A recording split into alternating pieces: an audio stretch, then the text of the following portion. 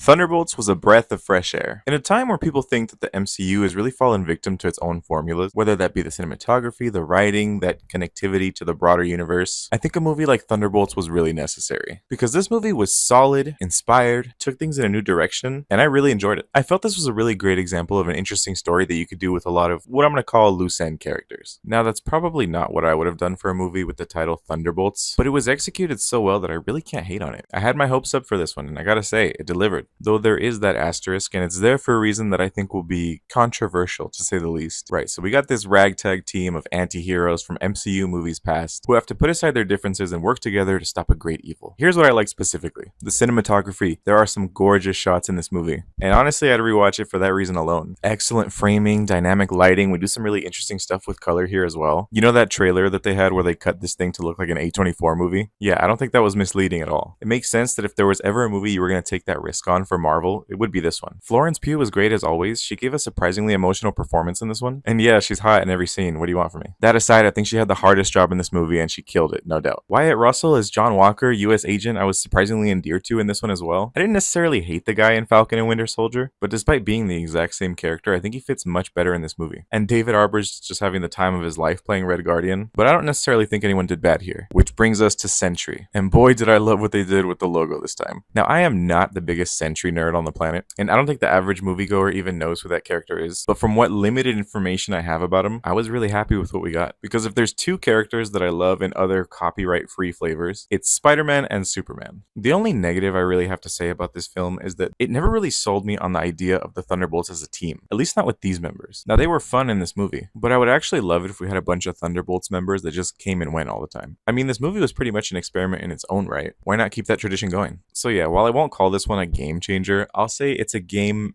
advancer. Great cinematography, great lighting, great direction. Sentry was great. And by the end of it, I did feel like this movie was helping us transition into a new era of Marvel. A new phase, if you will. And one that I'm really excited for. So I definitely recommend it. But what did you think about it? Let me know in the comments and follow for more.